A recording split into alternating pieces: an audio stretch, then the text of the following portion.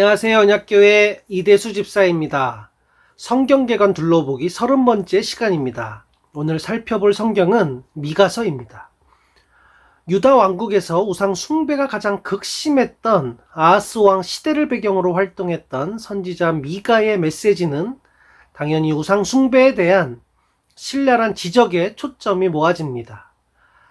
하지만 종교적 타락이 자연스럽게 사회적, 도덕적 타락으로 이어지듯이 그의 메시지는 불의와 불법을 자행하는 지도자, 권력자, 부자 등 사회적 강자에게로 향하고 있습니다. 본서에서 선지자는 하나님의 공의로운 심판을 선포하지만 동시에 끝까지 믿음을 지키고 인내하는 남은 자를 향한 위로와 구원의 메시지도 놓치지 않고 있습니다. 할렐루야. 히브리어 성경을 비롯한 모든 번역본들은 본서의 저자인 미가의 이름을 따서 본서를 미가로 부르고 있습니다. 미가란 이름은 히브리어 미카예후 또는 미가야인데 여호와와 같은 자 누구인가 라는 뜻입니다. 앞서 얘기한 대로 본서의 저자는 미가로 보는 데 이견이 없습니다. 왜냐하면 1장 1절에서 미가 선지자가 하나님으로부터 말씀을 받았다는 사실을 선포하고 있고, 그로 인해 본서를 미가의 작품으로 보는 전통에 따른 것입니다. 비록 비평학자들 사이에서 1장에서 3장 그리고 4장에서 7장은 서로 일관성이 없고 문체가 달라 후반부는 익명의 저자에 의한 작품이라는 주장이 있기는 한데, 오히려 이에 대한 반론이 더 설득력이 있습니다. 예를 들면 첫째, 매 장의 초두에 시작되는 들을지어다 라는 반복된 표현이나, 둘째, 저자의 설교가 일관되게 자문자답 형식을 취하고 있는 것을 볼 때 전반부와 후반부 사이에는 차이점보다 일관성과 통일성이 더 강함을 알 수 있습니다. 따라서 본서는 한 사람의 저자에 의해 기록되었고, 그 저자는 미가로 보는 편이 타당할 것입니다. 본서는 1장 1절에 나오듯이 미가 선지자가 요담과 아하스, 히스기야 왕 때 활동하였다고 기술하고 있습니다. 이런 사실은 예레미야서 26장 18절로 19절을 통해 예레미야 선지자에 의해서도 확인되고 있습니다. 또 본서에는 1장 6절에서 기원전 722년에 있었던 북이스라엘의 수도 사마리아 함락 사건이 언급될 뿐만 아니라 1장 10절로 16절에서는 기원전 715년에서 11년 사이에 벌어졌던 아수르의 블레셋 침공 사건도 언급되고 있습니다. 뿐만 아니라 1장 9절에서는 수도 예루살렘이 이방 군대에 의해 위협당한 내용도 나타나는데, 이는 아마 히스기야 14년, 즉 기원전 714년경에 아수르 왕 사네립에 의한 유다 침공을 거론한 것일 것입니다. 이렇게 볼 때 본서는 대략 기원전 700년 전후로 기록되었을 것으로 추정해 볼 수 있습니다.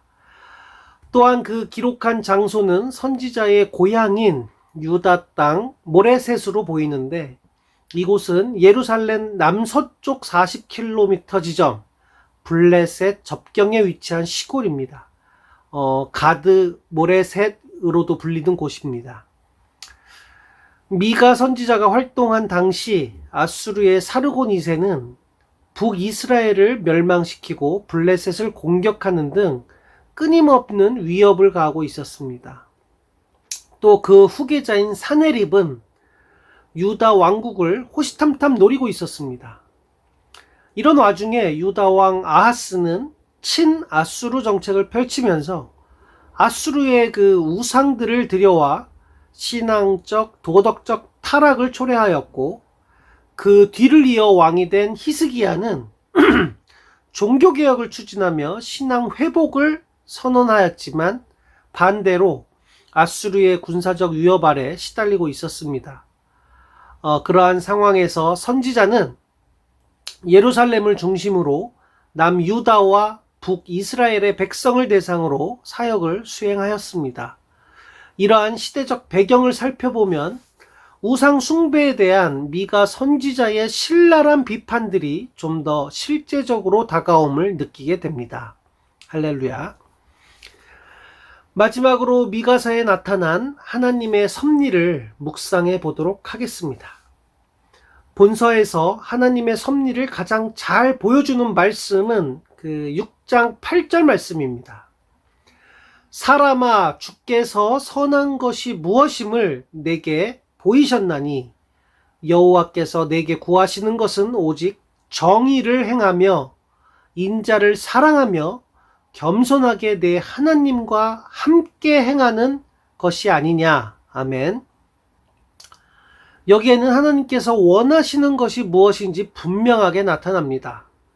당시 유다와 이스라엘에는 불의와 불법이 성행했고 가난한 자들은 소외되었습니다.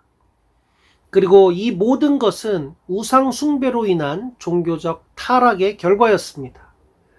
그래서 선지자는 막강한 권세를 휘두르며 불의를 저지르는 지도층에게는 공의의 법을 선포하고 피차 반목하고 질시하는 힘없는 백성들에게는 자비와 사랑의 실천을 촉구하며 무엇보다 쥐고와를 막론하고 모든 사람들이 겸손하게 회개하고 우상에서 떠나 하나님과 동행할 것을 호소하였습니다.